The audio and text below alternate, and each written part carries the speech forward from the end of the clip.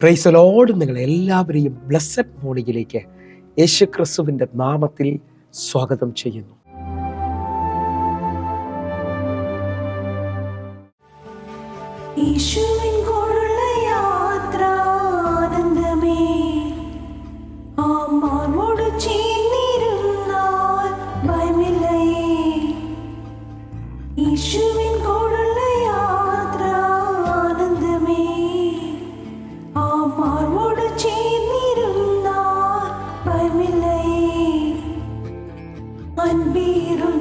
കൈകളാൽ അത്ഭുതമായി നടത്തിടും മാധുര്യമേറും മൊഴികളാൽ തൻ സ്നേഹം എന്നോട് പങ്കുവയ്ക്കും. ഒറ്റയ്ക്കു വിടുകയില്ല, മടുത്തു മാറുകയില്ല. ഒറ്റയ്ക്കു വിടുകയില്ല, മടുത്തു മാറുകയില്ല.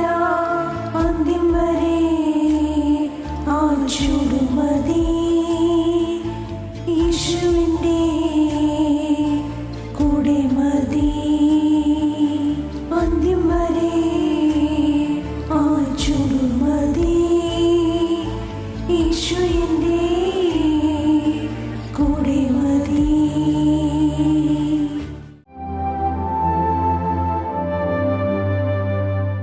പ്രിയരെ, അനുഗ്രഹിക്കപ്പെട്ട ഒരു പ്രഭാതം കൂടെ നമ്മുടെ ജീവിതത്തിൽ അനുവദിച്ചു തന്ന വലിയവനായ ദൈവത്തെ നമുക്ക് ഒരുമിച്ച് ചേർന്ന് നന്ദി പറയാം. എത്ര പേർ പറയും, ഞാൻ നിന്നതല്ല, എൻ്റെ ദൈവം എന്നെ നിർത്തിയതാണ്? ഒന്നുകൂടെ പറഞ്ഞു കഴിഞ്ഞാൽ 2025 നവംബർ മാസം 20 വരെയും എന്നെയും എൻ്റെ കുടുംബത്തെയും കണ്ണിലെ കൃഷ്ണമണി പോലെ സൂക്ഷിക്കുകയും വിടുവിക്കുകയും ചെയ്ത വലിയവനായ ദൈവത്തിന് നന്ദി പറഞ്ഞുകൊണ്ട് ഈ പ്രഭാത ചിന്തയിലേക്ക് നമുക്ക് ഒരുമിച്ച് അടുത്തു വരാം. ദൈവത്തെ ചലിപ്പിക്കുന്ന വാക്കുകൾ പറയുക. പ്രിയരെ, പ്രാരംഭവാക്യത്തിലേക്ക് ഉൽപ്പത്തി പുസ്തകം 32 അധ്യായം അതിൻ്റെ 26 വാക്യം. എന്നെ വിടുക, ഉഷസ് ഉദിച്ചിരിക്കുന്നല്ലോ എന്ന് അവൻ പറഞ്ഞതിന് നീ എന്നെ അനുഗ്രഹിച്ചിട്ടല്ലാതെ ഞാൻ നിന്നെ വിടുകയില്ല എന്ന് അവൻ പറഞ്ഞു. പ്രിയരെ, പ്രഭാതത്തിൽ ദൈവം നമ്മോട് ഇടപെട്ട അനുഗ്രഹിക്കപ്പെട്ട വചനത്തിനായി നമുക്ക് ഒരുമിച്ച് ചേർന്ന് ദൈവത്തിന് നന്ദി പറയാം. ഈ പ്രഭാതത്തിൽ ഞാനും നിങ്ങളും ചിന്തിക്കുന്ന ചിന്ത, ദൈവത്തെ ചലിപ്പിക്കുന്ന ചില വാക്കുകൾ നമ്മിൽ നിന്ന് വെളിപ്പെടേണ്ടതിനായിട്ട്. നമ്മിൽ പലരും നിരാശകളും വേദനകളും വിഷമങ്ങളും മാത്രമാണ് ദൈവത്തോട് പറയാനുള്ളത്. എനിക്ക് മാത്രം വിടുതലില്ലെന്നൊക്കെ പറയുന്ന ഒത്തിരി പേരെ ഞാൻ കണ്ടിട്ടുണ്ട്. പക്ഷേ പഴയ നിയമവും പുതിയ നിയമവും ഒരുമിച്ച് പഠിക്കുന്നവർക്കറിയാം, ദൈവത്തെ ചലിപ്പിച്ച ചില ഭക്തന്മാരുണ്ട്. ദൈവം ചിലവർക്ക് വേണ്ടി വേഗത്തിൽ ചിലത് ചെയ്തതായി നമുക്ക് കാണാൻ കഴിയുന്നുണ്ട്. ആ നിലയിൽ ഒരു ചിന്തയാണ് ഇന്ന് നിങ്ങളുമായി ഞാൻ പങ്കുവയ്ക്കുന്നത്. ശ്രദ്ധിക്കാൻ പറ്റുമെങ്കിൽ ഉൽപ്പത്തി പുസ്തകത്തിൽ ഞാനും നിങ്ങൾ വായിച്ച പശ്ചാത്തലം എല്ലാവർക്കും അറിയാവുന്നതാണ്. പഴയ നിയമത്തിലെ ഭക്തനായ യാക്കോബ് ജീവിതത്തിനകത്ത് എങ്ങും എത്താതെ നിൽക്കുമ്പോൾ ഒരു തീരുമാനത്തോടെ തൻ്റെ കുടുംബത്തെ മുഴുവൻ അക്കരയാക്കിയിട്ട് താൻ യാബോക്ക് കടവിൽ തനിയെ ശേഷിക്കുന്ന ഭാഗമാണ്. ഹല്ലേലൂയ. ആ തനിയെ ശേഷിക്കുന്ന ഭാഗം നമ്മളൊന്ന് വായിക്കാൻ ആഗ്രഹിക്കുകയാണ്. ഉൽപ്പത്തി പുസ്തകം 32 അധ്യായം അതിൻ്റെ 23 വാക്യം. അങ്ങനെ അവൻ അവരെ കൂട്ടി ആറ്റിനക്കര കടത്തി, തനിക്കുള്ളതൊക്കെയും അക്കര കടത്തിയ ശേഷം യാക്കോബ് തനിയെ ശേഷിച്ചു. നിങ്ങൾ ശ്രദ്ധിച്ച്, ഇത് തീരുമാനത്തോടുള്ള പ്രാർത്ഥനയാണ്. ഞാൻ ആരംഭത്തിൽ തന്നെ ചിലവരെ നോക്കി വിളിച്ചു പറയുന്നു, നിങ്ങൾ തീരുമാനത്തോടെ ദൈവസന്നിധിയിലേക്ക് വന്നാൽ ആ സമയം മുതൽ എൻ്റെ ദൈവം നിങ്ങളെ ശ്രദ്ധിക്കാൻ തുടങ്ങും. ദൈവം നിങ്ങൾക്ക് വേണ്ടി ചലിക്കുന്നത് കാണാൻ കഴിയും. ഇതാ യാക്കോബ് തനിക്കുള്ളതെല്ലാം അക്കര കയറ്റിയ ശേഷം യാബോക്ക് കടവിൽ തനിയെ ശേഷിച്ചു. ആ തനിയെ ശേഷിക്കുന്ന ആ സമയത്ത് തന്നെ ദൂതൻ അവിടേക്ക് ഇറങ്ങി വരുന്നതായി കാണുന്നു. ആ സമയം മുതൽ കണ്ണുനീരിൻ്റെ നടുവിൽ യാക്കോബ് മല്ലുപിടിക്കുകയാണ് ദൂതനുമായി. ജയിക്കുന്നില്ലെന്ന് കണ്ടപ്പോൾ ദൂതൻ മറുപടി പറഞ്ഞ ഭാഗമാണ്, ഉഷസ്സാകുന്നു, എന്നെ വിടുക എന്ന. എന്നാൽ യാക്കോബ് പറയാണ്, നീ എന്നെ അനുഗ്രഹിച്ചിട്ടല്ലാതെ ഞാൻ നിന്നെ വിടത്തില്ല. എന്നെ കേൾക്കുന്നവരെ, ഒറ്റ രാത്രി കൊണ്ട് തൻ്റെ തീരുമാനത്തെ മാനിക്കുന്ന ഒരു ദൈവം. നിങ്ങൾ വിശ്വസിക്കുന്നവരാണെങ്കിൽ വർഷങ്ങളായി നിങ്ങൾ ചുമക്കുന്ന കടഭാരം, വേദനകൾ, ശാപത്തിൻ്റെ കെട്ടുകൾ, നിങ്ങൾ തീരുമാനത്തോടെ ദൈവസന്നിധിയിൽ നിൽക്കാമെങ്കിൽ ആൾ മാറിവരെ പോലെ നിങ്ങൾ പുറത്തു വരാൻ പോവുകയാണ്. നിങ്ങളുടെ ജീവിതത്തിനകത്ത് ഇന്നൊരു അസാധാരണ വിടുതൽ സംഭവിക്കുന്നത് കാണാൻ പറ്റും. ഞാൻ ഒന്നുകൂടെ നിങ്ങളോട് പറഞ്ഞു പോകാൻ ആഗ്രഹിക്കുകയാണ്. ഇതാ വഴിയരികിൽ ഇരിക്കുന്ന ഭിക്ഷ യാചിക്കുന്ന ഒരു മനുഷ്യനെ നമുക്ക് മാർക്കോസിന്റെ സുവിശേഷം 10 അധ്യായത്തിൽ കാണാൻ കഴിയും. അവൻ അപ്പൻ്റെ പേരിലാണ് അറിയപ്പെടുന്നത്, തിമായിയുടെ മകനായ ഭൃത്യമായി. അവൻ ആ വഴിയരികിൽ ഇരിക്കുമ്പോൾ യേശു കർത്താവ് കടന്നു പോവുകയാണ്. യേശു കർത്താവ് വലിയൊരു പുരുഷാരവും തൻ്റെ കൂടെ പോകുമ്പോൾ താൻ അന്നുവരെയും കേൾക്കാത്ത ഒരു ആരവം കേൾക്കുന്നു. അവൻ ചോദിച്ചു ഉച്ചത്തിൽ, ഈ കടന്നു പോകുന്നത് ആരാണ്? അവിടെ നിൽക്കുന്ന പുരുഷാരം പറഞ്ഞു, നസറേയനായ യേശുവാണ് ഈ കടന്നു പോകുന്നത്. എന്നെ കേൾക്കുന്നവരെ, അവൻ നസറേയനായ യേശുവെ അല്ല വിളിച്ചത്. അവൻ്റെ ഇന്നലകളിൽ ആരോ അവനോട് പറഞ്ഞിട്ടുണ്ട്, നിൻ്റെ ഈ സ്ഥിതിക്ക്, നിൻ്റെ ഈ അനുഭവത്തിനകത്ത് മാറ്റം കൊണ്ടുവരാൻ കഴിയുന്ന ഒരു നാമമുണ്ട്. അത് ദാവീദിൻ്റെ പുത്രനാണ്. അവൻ വിളിച്ചു പറഞ്ഞു, ദാവീദിൻ്റെ പുത്ര, എന്നോട് കരുണ തോന്നണമേ.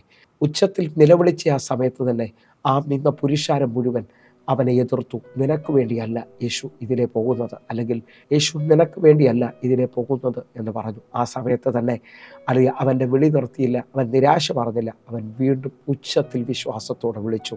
ആ വിളിക്കകത്ത് എൻ്റെ യേശു കർത്താവ് നിൽക്കുകയാണ്. ഈ പ്രഭാതത്തിൽ ഞാൻ നിങ്ങളോട് വിളിച്ചു പറയുന്നു, ഈ പ്രഭാതത്തിൽ ആരേക്കോ നോക്കി വിളിച്ചു പറയുകയാണ്, മുഴുഹൃദയത്തോടെ യേശുവേ എന്ന് വിളിച്ചാൽ എൻ്റെ കർത്താവ് നിങ്ങൾക്ക് വേണ്ടി ഈ പ്രഭാതത്തിൽ നിൽക്കും.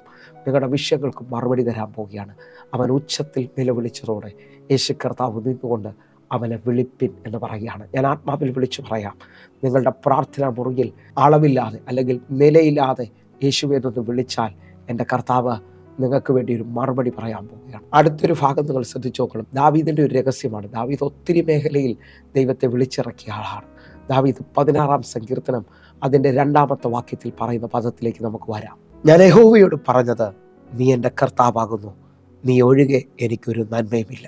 ദാവീദ് വിളിച്ചു പറയാണ്, എൻ്റെ അപ്പനും എൻ്റെ സഹോദരങ്ങളും ഒന്നും എന്നെ വേണ്ട നിലയിൽ കണ്ടിട്ടില്ല. എൻ്റെ ചെറുപ്രായത്തിൽ തന്നെ അവർ എന്നെ കാട്ടിലേക്ക് അയച്ചു. പക്ഷെ ഞാൻ യഹോവയോട് പറയാണ്, നീ എൻ്റെ കർത്താവാണ്, നീ എൻ്റെ രക്ഷിതാവാണ്, നീ ഒഴികെ എനിക്ക് ഈ ഭൂമിയിൽ വേറൊരു നന്മയുമില്ല. വിശ്വസിക്കുന്നതിനുണ്ടെങ്കിൽ ജീവിതത്തിനകത്ത് എങ്ങും എത്തിയില്ല, ആരും നിങ്ങളെ സ്നേഹിക്കുന്നില്ല, എല്ലാ നിലയിലും നിങ്ങൾ ഒറ്റപ്പെട്ടതുപോലെയൊക്കെയാണ് തോന്നുന്നതെങ്കിൽ നിങ്ങൾ കർത്താവിനോട് പറഞ്ഞാട്ടെ, നീ എൻ്റെ ദൈവമൊന്നും അല്ല പറയേണ്ടത്, നീ എൻ്റെ അപ്പനാണ്, നീ എൻ്റെ എല്ലാമാണ്, നീ എൻ്റെ രക്ഷകനാണ്. വിശ്വസിക്കുന്നതിനുണ്ടെങ്കിൽ ഇതാ എൻ്റെ കർത്താവ് ആ വിളിക്കകത്തുനിന്ന് ഇറങ്ങി വരികയാണ്. വിശ്വസിക്കുന്നുണ്ടെങ്കിൽ റോമാലേഖനം 10-ാം അധ്യായം അതിൻ്റെ 12-ാമത്തെ വാക്യം നിങ്ങൾ ശ്രദ്ധിക്കണം.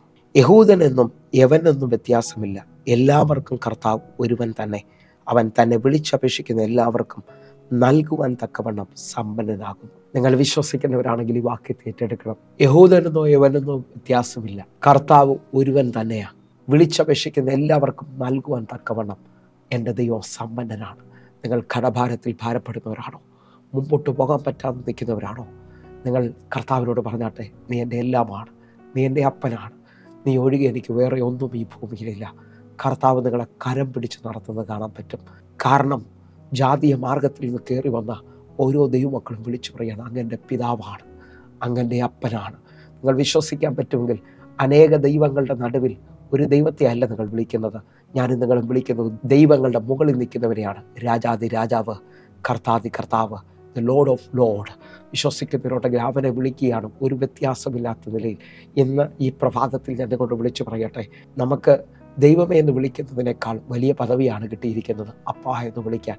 അപ്പാ എന്ന് വിളിച്ചുകൊണ്ട് ആഴമായി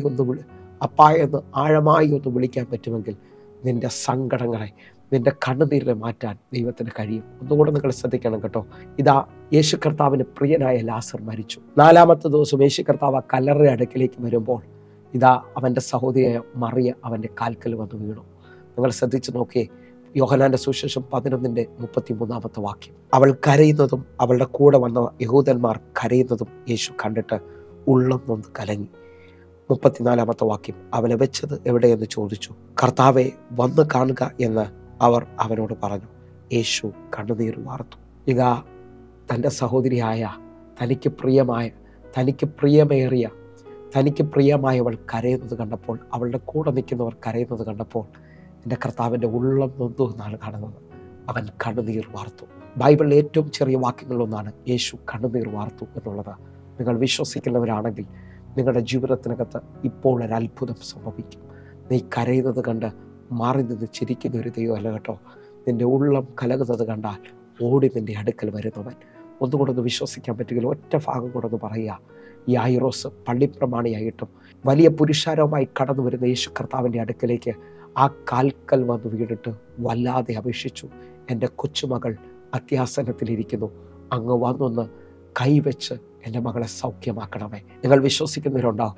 ആ കാൽക്കൽ മുറുകെ പിടിച്ച് കണ്ണുനീരോടെ അപേക്ഷിച്ചവൻ്റെ കൂടെ യേശു കർത്താവ് പോകാൻ പോവുകയാണ്. നമുക്കൊരുമിച്ച് ആ വാക്യം കൊണ്ടൊന്ന് വായിച്ച് പ്രാർത്ഥിക്കാം. മർക്കോസിന്റെ സുവിശേഷം 5-ാം അധ്യായം 24-ാമത്തെ വാക്യം. അവൻ അവരോടുകൂടെ പോയി വലിയ പുരുഷാരം പിഞ്ചെന്നു അവൻ എത്തിക്കൊണ്ടിരുന്നു. നിങ്ങൾ വിശ്വസിച്ച്, വലിയ പുരുഷാരമാണ് കൂടെ പോയത്. പക്ഷേ എൻ്റെ കർത്താവ് ആ കാൽക്കൽ വീണവനോട് കൂടെ പോവുകയാണ്. നിങ്ങൾ വിശ്വസിക്കാൻ പറ്റുമെങ്കിൽ ഈ പ്രഭാതത്തിൽ നിങ്ങളുടെ ഭവനത്തിലേക്ക് യേശുവിനെ നിങ്ങൾ വിളിച്ചു കയറ്റാൻ പോകുക. നിങ്ങളുടെ ഭവനം ദുഃഖത്തിലും വിഷമത്തിലും വേദനയിലുമാണെങ്കിൽ ആ ഭവനത്തിൻ്റെ സൈൻ മാറാൻ പോകുക. ഞാൻ ആത്മാവിൽ വിളിച്ചു പറയാം, ഒരു വീട്ടിനകത്ത് ദുഃഖവും രോഗവും പ്രയാസവും കടബാധ്യതകളും ഇനി മുമ്പോട്ടൊരു സാധ്യതയില്ലെന്നൊക്കെ പറഞ്ഞാൽ, യേശു ആ ഭവനത്തിൽ കയറിയാൽ ആ ഭവനത്തിന് രക്ഷ വന്നു എന്നുള്ളതാണ്. എന്ന് പറഞ്ഞാൽ ഭവനത്തിന് സൈൻ തിരിയാൻ പോകുന്നു, വിലാപം നൃത്തമാകുന്നു, നിങ്ങളുടെ വീട്ടിൽ സന്തോഷം വെളിപ്പെട്ട് വരാൻ പോകുന്നു, സമാധാനം വെളിപ്പെട്ട് വരാൻ പോകുന്നു. കർത്താവിനെ വിളിച്ചെഴുന്നേൽപ്പിക്കുന്ന, കർത്താവിനെ പിടിച്ചു കൊടുക്കുന്ന ചില പദങ്ങൾ പറഞ്ഞ് ഈ പ്രഭാതത്തിൽ ദൈവപ്രവർത്തിയിലേക്ക് വരാം. നമുക്ക് കണ്ണുകൾ അടയ്ക്കാം, പ്രാർത്ഥിക്കാം. ഞങ്ങളെ സ്നേഹിക്കുന്ന ഞങ്ങളുടെ നല്ല കർത്താവെ, ഞങ്ങൾ ഒരുമിച്ച് ചേർന്നുകൊണ്ട് അപ്പാ എന്നൊന്ന് വിളിക്കുക. അപ്പാ, ഞങ്ങളുടെ ആവശ്യങ്ങളിൽ കൂടെ നിൽക്കണേ, ഞങ്ങളുടെ ആവശ്യങ്ങളിൽ പ്രവർത്തിക്കണമേ. അങ്ങയുടെ കരം ഞങ്ങൾക്ക് അനുകൂലമാകണമേ അപ്പാ. ദൈവപ്രവർത്തിക്കായി പ്രാർത്ഥിക്കുന്നു. യേശുവിൻ നാമത്തിൽ ഞാൻ പ്രാർത്ഥിക്കുന്നു. കേൾക്കണം പിതാവേ. ആമേൻ, ആമേൻ.